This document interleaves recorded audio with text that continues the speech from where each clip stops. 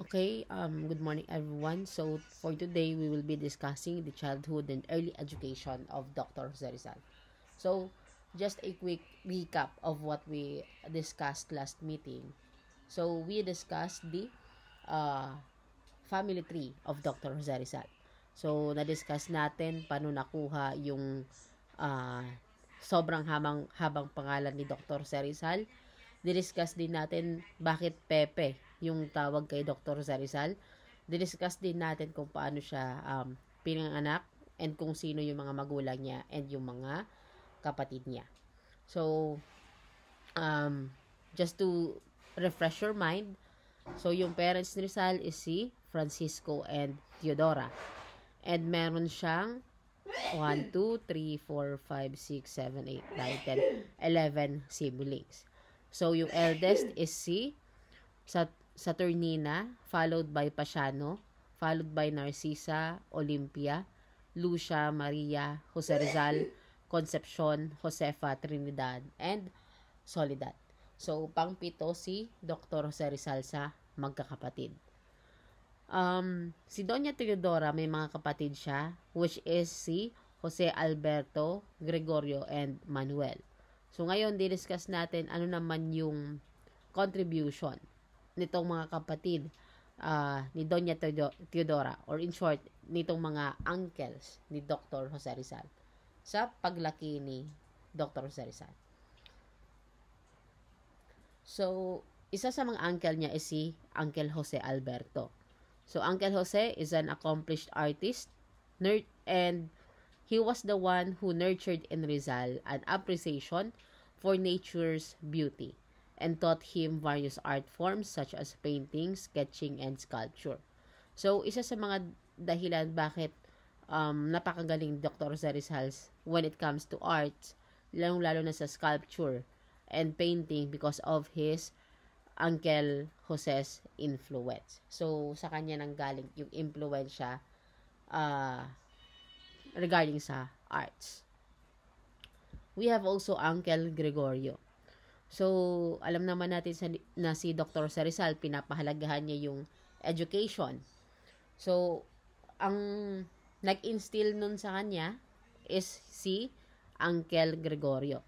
So, si Uncle Gregorio is a learned scholar and instilled in Rizal a love for education, emphasizing its importance and the value of hard work. So, yan yung contribution ni Uncle Gregorio. Uncle Gregorio also encouraged Rizal to think critically, observe his surroundings, and attentively deepen his curiosity and knowledge. So, yan. Everything about education is because of Uncle Gregorio's influence. And then we have Uncle Manuel. So, Manuel's guidance helped Rizal to develop proficiency in sports. So, alam naman natin na si Rizal may pagka-weak. So, malaki yung kanyang ulo pero maliit yung kanyang katawan. In short, he is undersized. But despite of that, tinulungan ni Uncle Manuel niya na ma-overcome ni Rizal itong weakness na ito. So, mamaya, madidiscuss natin paano nagamit ni Rizal tong idea niya about sports. So, yan. As Rizal grew older, his parents acquired private tutor to prepare him for formal education. So, bago pa pumasok si Rizal ng kinder or elementary, may hinire ng tutor yung parents niya.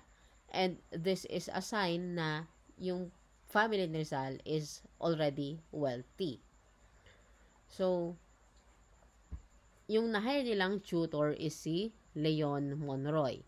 So, si Leon Monroy is a former classmate of Rizal's father.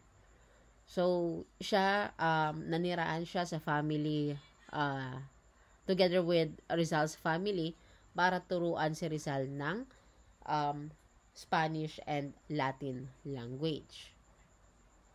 However,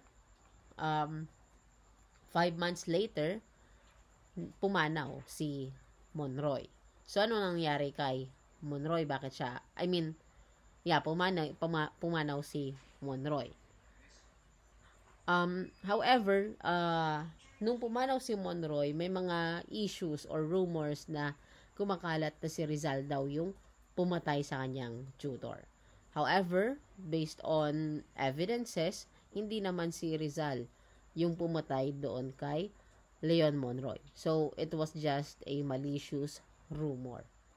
Walang kinalaman si Rizal. So, nung namatay yung tutor ni Rizal, pumunta si Rizal sa Binyan, Laguna para mag-aral ng Spanish and Latin. Siyempre, bata pa si Rizal noon, so hindi siya pinayagan na mag-isa. So, kasama niya palagi yung kanyang kuya Pasiano. So, si Pasiano, he acted as a father figure during his school days in Binyan. So, since malayo nga sa family si Dr. Jose Rizal, ang nagtayong ama para sa kanya is si Pasiano. Kasi siya yung kasama niya palagi doon sa Binyan. So, doon sa Binyan, nanirahan sila sa kanyang tita or auntie.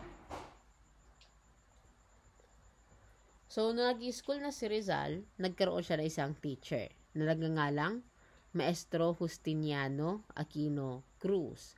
So, sabi ni Rizal, he described Maestro Cruz as a tall, thin man with a long neck and a sharp nose. So, accordingly, sobrang gamay na gamay daw ni Justiniano Cruz yung Latin and Spanish grammar by heart. So, nung first day Rizal, syempre, gaya sa atin, nag-a-adjust pa. So, medyo nahihirapan pa si Rizal on his first day of school.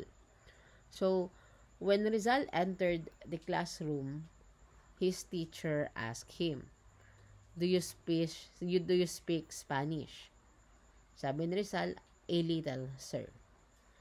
So, during his early childhood, naka-experience na si Jose Rizal ng pambubuli. So, meron siyang isang na-encounter na bully noon, and his name is Pedro. So, Pedro was the worst boy in the class, and he made fun of him. So, because of that, palagi silang nag-aaway nitong bully ni Rizal. So, yan. So, alam naman nga natin na si Rizal nga is patpatin. Undersized siya. So, nung nag-away sila ni Pedro, si Pedro may advantage in height. So, ibig sabihin, mataas si Pedro kaysa kay Dr. Jose Rizal. However, sinasabi natin kanina, si Uncle Manuel niya, yung nagturo sa kanya ng sports, ng martial arts. So, because of yung skill na na-acquire ni Rizal, natalo niya si Pedro.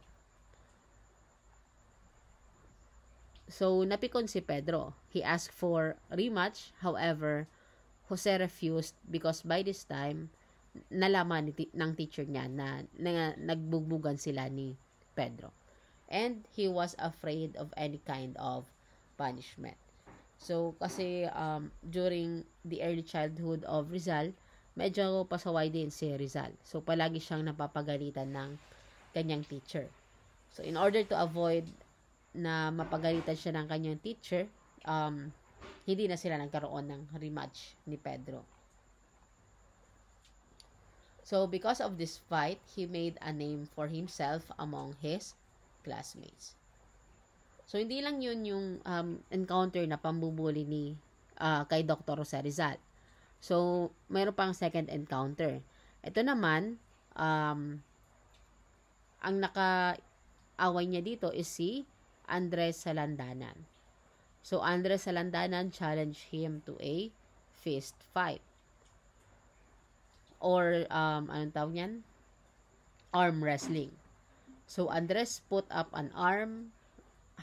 However, since weakling nga si Rizal, natalo si Rizal and almost broke his head against the sidewalk of a house.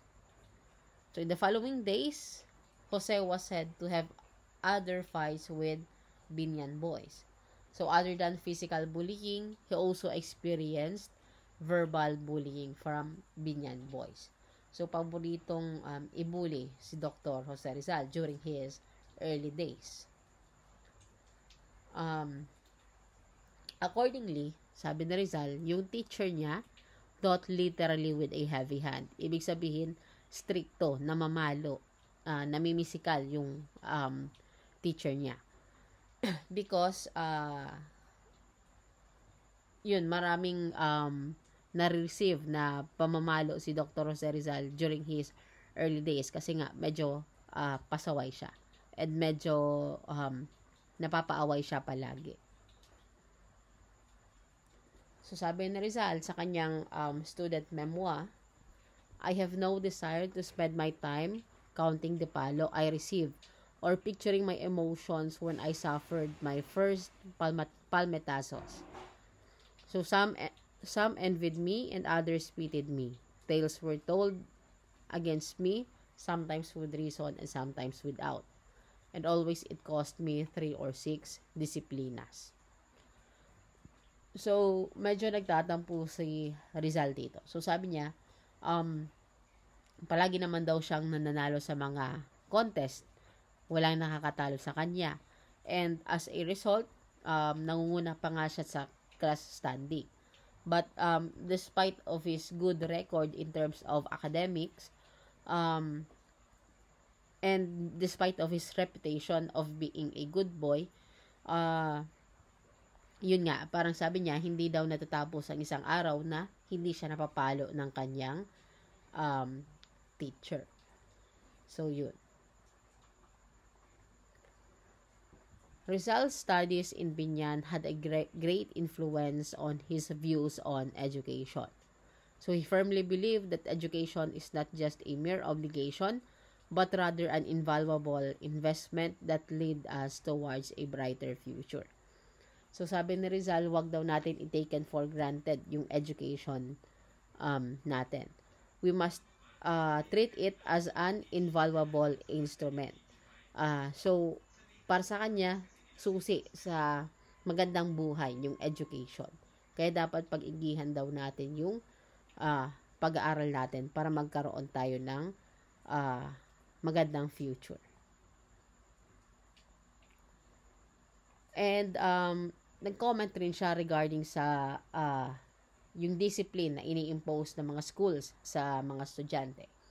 So sabi ni Rizal, schools should be a safe haven and a playground for the mind where young minds can explore and grow rather than what he experienced, which can be likened to a dreaded torture chamber. So, dito, sabi ni Rizal na dapat hayaan ninyo yung bata na mag-enjoy. Kasi bata yung tinuturuan. Kasi yung na-experience niya parang hindi nakakatulong sa pag-grow ng isang bata or sa pag-explore ng isang bata. So, sabi ni Rizal, since bata, mahilig nga mag-explore yung mga bata. So, most likely, medyo pasaway talaga sila. Ang sinasabi lang ni Rizal is, wag masyadong maging stricto yung mga schools kasi nga, it should be a safe haven and playground for the young minds kung saan pwede silang mag-grow and mag-explore and matutuhan yung mga bagay-bagay.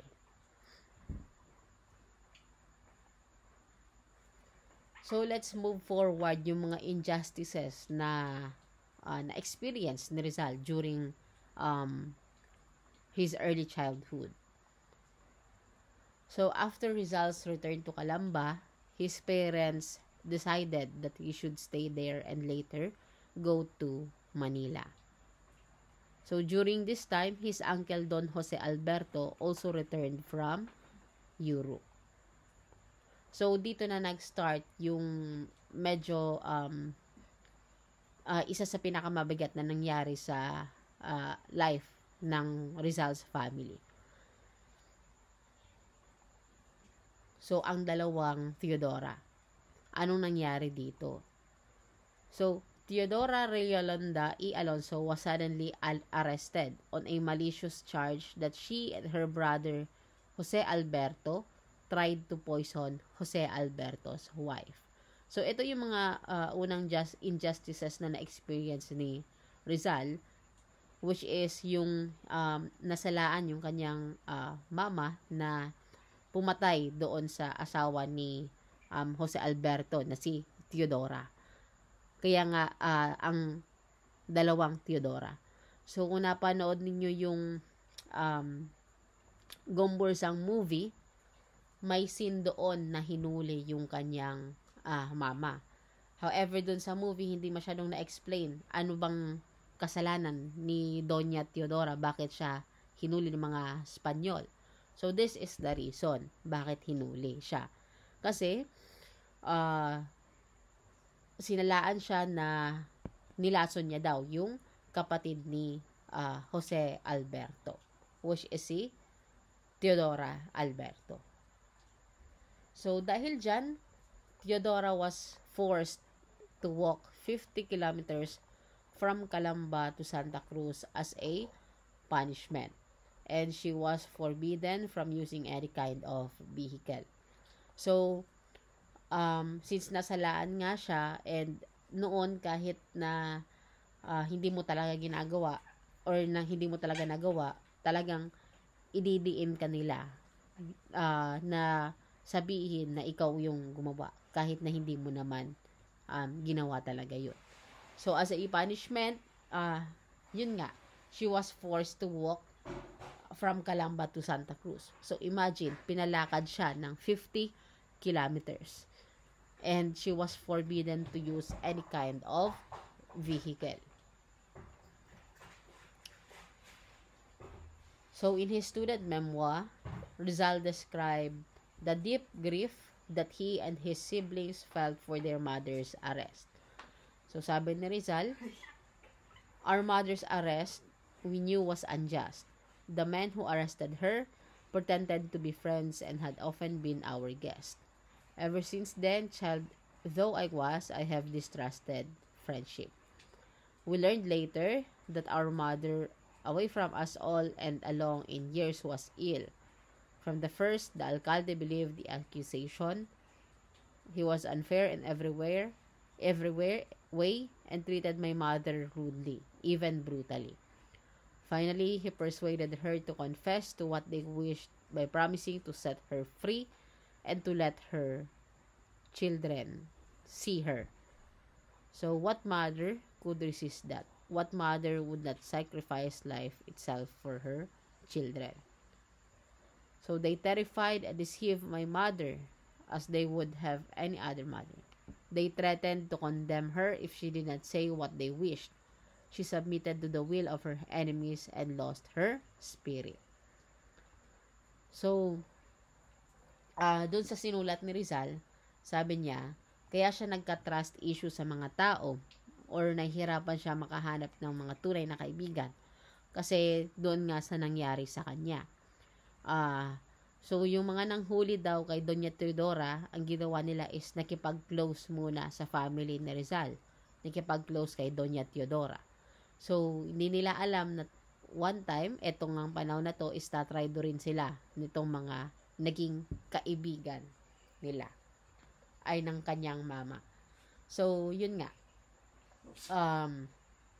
Pinilit nga siya na sabihin na or pinilit siya na akuin etong accusation sa kanya kahit hindi niya naman ginawa. So, dahil dyan, attorneys Francisco de Marcaida and Manuel Masigan, so yung mga top lawyers ng Manila, sila yung mga nag-defend sa mama ni Dr. Jose Rizal. And they finally succeeded in having her acquitted. So they proved her innocence to her judges, her accusers, and her host of enemies. Pero, after how much delay, 2.5 years.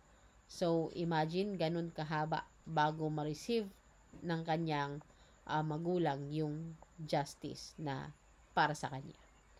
So, anong connection yan? Or, paano natin yan mako-connect in this contemporary time? So, almost same problem with the justice system na na-experience ni Dr. Jose Rizal. During his time, yung justice system dito sa Pilipinas is sobrang bagal pa rin up until now.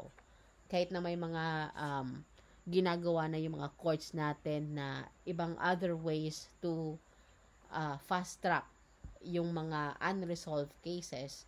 So, reality check, matagal pa rin yung justice system dito. So, may mga kaso na umaabot ng 20 years, wala pang result nung sa kaso na yon, kung ano bang gagawin. And, yun nga, may mga injustices din or may mga maduduming nagagawa din. May mga experiences din yung mga Filipinos ngayon, gaya nung na-experience ni Doña Teodora. For example, yung nung panahon ni President Duterte, maraming issues sa mga kapulisan, which is yun nga, nagtatanim sila ng droga sa mga individual. So, nilalagyan nila ng drugs, yung bag or yung motor ng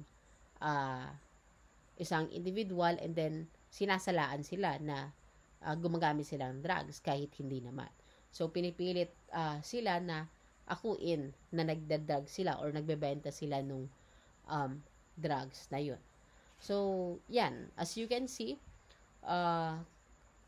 kahit na nangyari ito nung early times pa, up until now, almost same injustices pa rin yung na-experience natin. So, yan. Because of his mother's arrest, the young Rizal's eyes were opened wide to the brutal realities of the world. It was a moment of reckoning, a tipping point that would forever shape his destiny. So, the injustice Teodora suffered fired up the beacons of destiny in her youngest son, Jose Rizal, whose silent vow of nationalism was unbreakable and inexorable in its forward march towards the final conclusion of death and heroism.